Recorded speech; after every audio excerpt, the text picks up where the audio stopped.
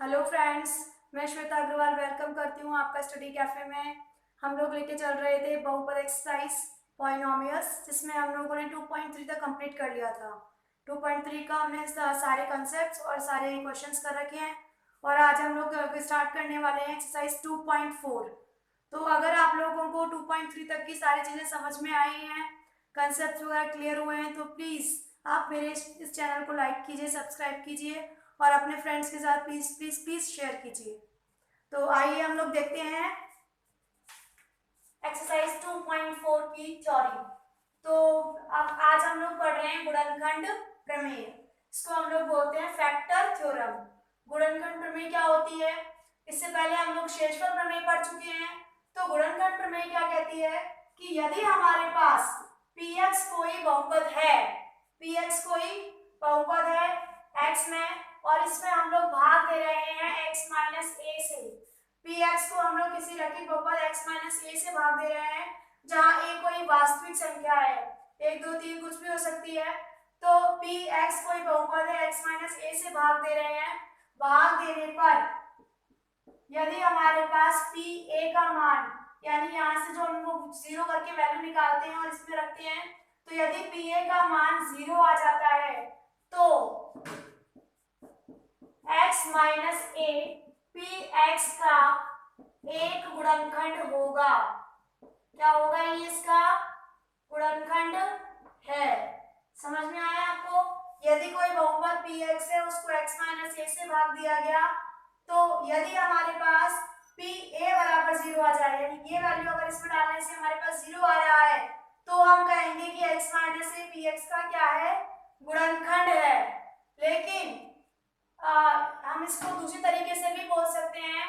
ये भी बोल सकते हैं कि यदि x माइनस ए हमारे को दिया हुआ है कि ये px का, या करके लिख देती हूँ, या हमको दे रखा है कि x माइनस ए px का एक गुणनखंड है, एक गुणनखंड है, तो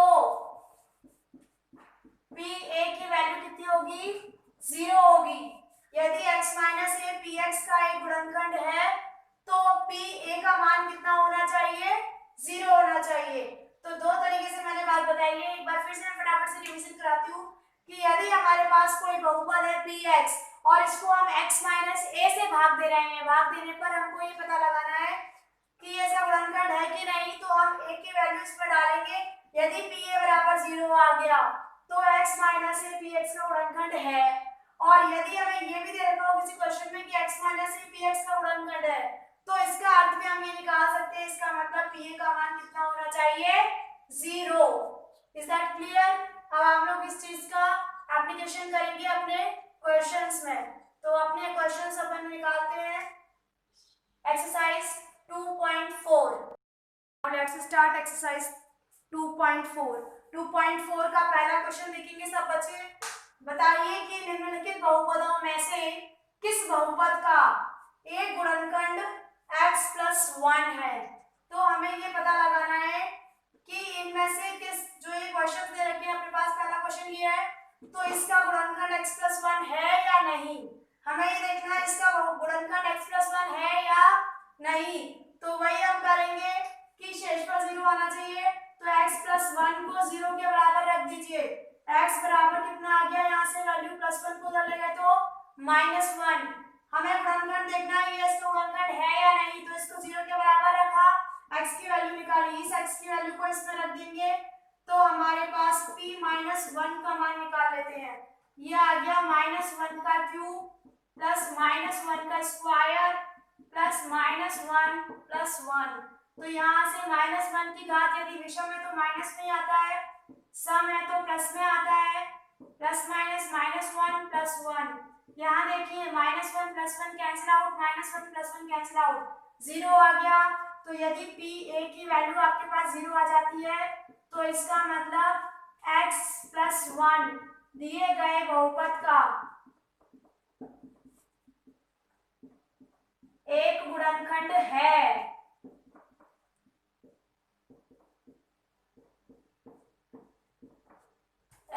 दिस वन पहले वाले का सेकंड पार्ट देख रहे हैं हम लोग। तो x4 plus x3 plus x2 plus x plus 1 के लिए देखना है कि ये इसका गुणनखंड है या नहीं।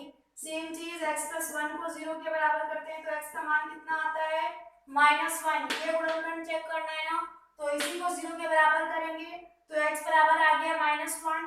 इसको हम लोग इस वाली बहुपद में रख देंगे तो x बराबर -1 को दिए गए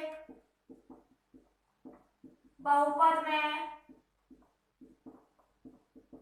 रखने पर, इसमें रखिए, इसमें जब आप रखेंगे तो -1 की पावर 4 -1 का क्यूब -1 का स्क्वायर -1 प्लस 1।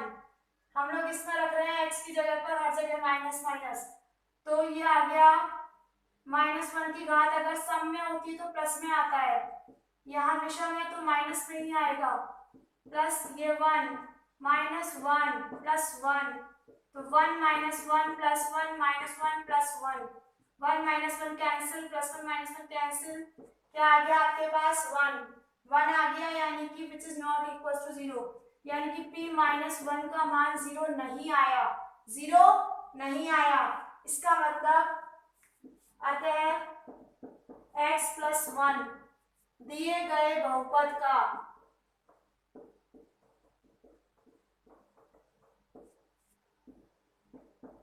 गुणनखंड है या नहीं है? नहीं है, नहीं है, क्योंकि -1 रखने पर जो मान है शेषफल है वो 0 नहीं आया, 0 नहीं आया, इसका मतलब ये दिए गए बहुपद का गुणनखंड नहीं है। नेक्स्ट क्वेश्चन, अब हम आते हैं फर्स्ट क्वेश्चन के थर्ड पार्ट पर।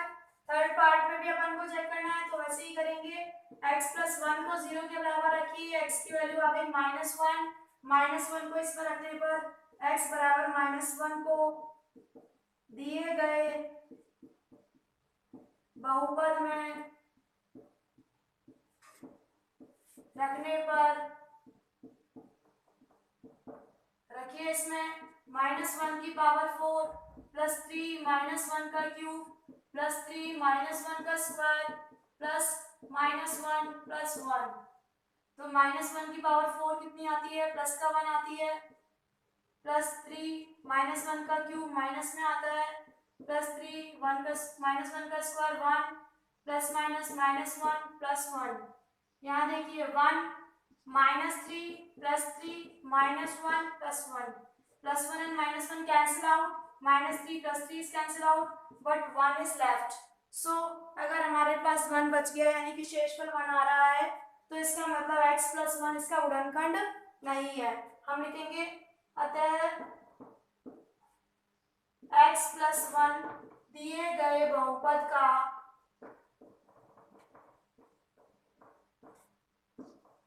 गुणनखंड नहीं है।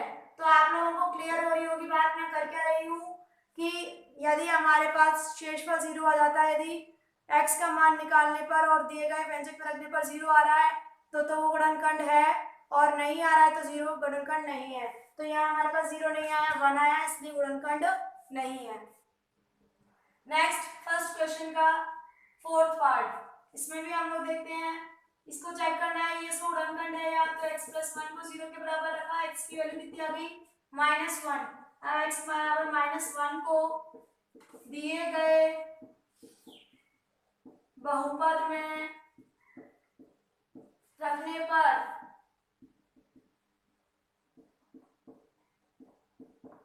अपन लोग इस वैल्यू को किसमें रख रहे हैं, इसमें रख रहे हैं, तो -1 का क्यूब -1 का स्क्वायर -2 प्लस √2, x की वैल्यू -1 प्लस √2, यहाँ पर हमने सब जगह पर x की जगह पर क्या रख दिया -1, तो ये -1 आ गया, ये 1 आ गया, माइनस माइनस ये क्या हो जाएगा अपने पास प्लस, तो 2 प्लस √2 प्लस यहाँ कितना है √2, तो -1 प्लस 2 प्लस √2 प्लस √2। अब यहाँ देखिए आगे -1 कितना हो गया -2 प्लस 2 प्लस √2 कितने हो गए 2√2, तो -2 प्लस 2 इज कैंसल, ये कितना आ गया अपने पास 2 √2, यहाँ देखिए -1 माइनस का 2 +2 प्लस √2 कितने हो गए 2√2। ओके, तो ये -2 + 2 इसका आंसर क्या आ गया अपने पास 2√2 आ गया, जो कि 0 नहीं है। इसका मतलब शेषफल 0 नहीं है। शेषफल 0 नहीं होने का मतलब x + 1 इसका गुणनखंड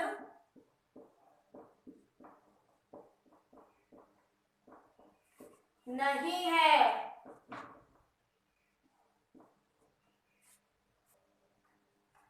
तो हम लोग आ चुके हैं सेकंड क्वेश्चन पर। सेकंड क्वेश्चन क्या है कि गुणनखंड प्रमेय लागू करके बताना है कि ये जो px और gx है इसमें से ये gx px का गुणनखंड है या नहीं। तो ये इसका गुणनखंड तभी होगा यदि यहाँ से जो x की वैल्यू निकल आएगी वो इसमें रखने पर ये 0 हो जाता है। यदि ये 0 हो जाता है तो गुणनखंड है, और यदि ये 0 नहीं होता है तो गुणनखंड नहीं है। यही बात हमारी गुणनखंड प्रमेय कहती है। तो हम लोगों को क्या करना है gx को 0 के बराबर रखना है, यानी कि x + 1 को 0 के बराबर रखना है। तो यहाँ से x की वैल्यू कितनी आ गई -1, और जो हमारे पास x की मान आ जाए उसको हमें px में पुट कर देना है। तो x बराबर -1 को px में रखने पर, कहाँ रखने पर px में रखने पर, जब हम लोग इसमें रखेंगे तो px की जगह पर -1 रख रहे हैं तो 2 -1 का होल क्यूब प्लस -1 का होल स्क्वायर -2 इंटू -1 ये जो पूरा एक्सप्रेशन है px का, इसमें x की जगह पर क्या रख दिए गए हैं -1। तो 2 ये आ गया -1 प्लस 1 प्लस 2 -1। तो यहाँ देखिए ये माइनस का 2 plus 1 plus 2 -1, -2 plus 2 is cancel, plus 1 -1 is cancel, what comes 0 0 आ गया। इसका मतलब gx px का एक गुणनखंड है। अतः हम यहाँ पे कहेंगे कि हमारा आंसर आ चुका है gx px का गुणनखंड है। अब हम लोग देखेंगे सेकेंड क्वेश्चन का सेकेंड पार्ट, जिसमें px दे रखा है gx दे रखा है। तो वही हमको ये जानना है कि gx px का गुणनखंड है या नहीं। तो वही हम करेंगे, gx को हम लोग किसके बराबर रख देंगे 0 के। तो x + 2 को आप 0 के बराबर रखेंगे तो x का मान कितना आएगा -2। अब इस x के मान -2 को किस में रख दें हम लोग px में रखने पर, जब हम लोग इसमें रखेंगे तो क्या हो जाएगा p x की जगह पर हमने रख दिया -2। तो यहाँ देखिए -2 का क्यूब प्लस 3 -2 का स्क्वायर प्लस 3 -2 प्लस 1, यानी -2 का क्यूब कर दिया प्लस 3 इंटू एक्स की वैल्यू -2 का स्क्वायर प्लस 3x की value -2 and plus 1। Now solve it. -2 का क्यूब हो गया -8, दिस इज प्लस 3 -2 का स्क्वायर कितना 4 प्लस -3 2 6 प्लस 1, तो -8 प्लस 12 -6 प्लस 1। यहाँ देखिए -8 -6 इज 14 प्लस 13, आपके पास क्या आ रहा है -1 आ रहा है। इसका मतलब शेषफल 0 नहीं आया। जब 0 नहीं आई p-2 की वैल्यू, गुणनखंड प्रमेय कहती है p-2 शुड बी 0, लेकिन ये 0 नहीं आई। इसका मतलब gx जो दिया गया है वह px का गुणनखंड नहीं है, नहीं है। अब हम लोग आते हैं सेकंड क्वेश्चन के थर्ड पार्ट पर, जिसमें px दे रखा है और gx दे रखा है। तो फिर से वही हमें देखना है कि gx px का गुणनखंड है या नहीं। तो हम लोग क्या करते हैं, gx को 0 के बराबर रखते हैं। x - 3 को 0 करेंगे तो x की वैल्यू कितनी आ जाएगी 3। x बराबर 3 को हम लोग px में रख देते हैं। px में रखने पर क्या होगा, इसमें रखिए p x की जगह पर 3 रखा तो 3 का क्यूब -4 इंटू 3 का स्क्वायर प्लस 3 प्लस 6। तो यहाँ देखिए 3 का क्यूब कितना होता है 27 माइनस 4 नाम 36, 4 9 से 36 प्लस 3 प्लस 6। तो ये आ गया अपने पास 27 प्लस 3 30 36 माइनस 36 कैंसिल आउट करके कितना आ रहा है 0 आ गया है हमारा आंसर। 0 मीन्स जी एक्स पी एक्स का गुणनखंड है। जी आता है therefore जी एक्स पी एक्स का